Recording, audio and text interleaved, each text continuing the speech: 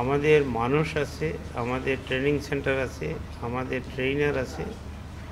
আমরা বিভিন্ন দেশে আমরা দরজা খোলার জন্য চেষ্টা করতেছি, ম্যান পাওয়ারের জন্য।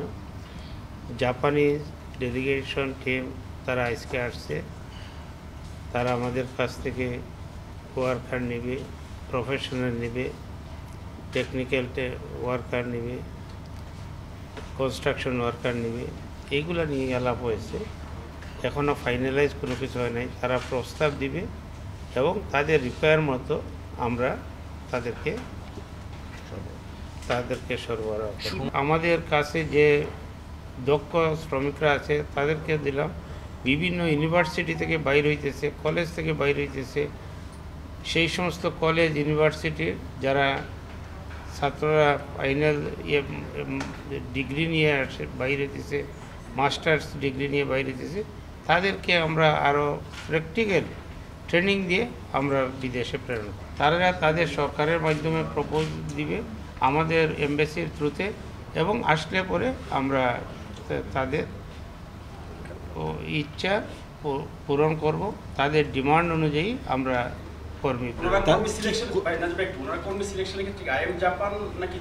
না, এরা এখনও এটা ফাইনালাইজ হয় নাই। ওরা তাদের ওয়েতে কর্মী সিলেক্ট করবে। আমরা তাদেরকে বলছি যে আমাদের টিটিসি আছে 104টি টিটিসি, 6টি মেরিন টেকনোলজি, আমাদের ট্রেনিং সেন্টার আছে।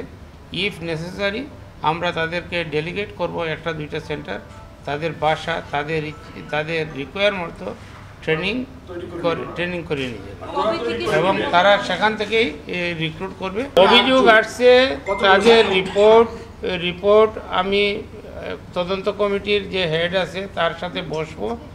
আমাদের পার্লামেন্ট ছিল, তার জন্য বসতে পারি নাই, বসবো, বসে ফাইনালাইজ করব এবং আশা করতেছি যে তদন্ত কমিটির মাধ্যমে ভালো একটা রিপোর্ট আসবে। যারা দোষী আছে সেই সমস্ত দোষী ব্যক্তিদেরকে কী ধরনের শাস্তির সুপারিশ করবে, তাদের সুপারিশ আমরা দেখব, দেখার পরে আমরা সিদ্ধান্ত নেব। এইবার মালয়েশিয়া যাইতে যারা ক্ষতিগ্রস্ত হয়েছে তাদের ক্ষতিপূরণ করার লক্ষ্যে আমাদের মন্ত্রণালয় অত্যন্ত আন্তরিক। না, এটা এখনো সিদ্ধান্ত হয় নাই, এটা বসিয়া আলাপ করিয়া যদি প্রয়োজন হয় তাহলে বাড়াবো, প্রয়োজন না হলে বাড়াবো না।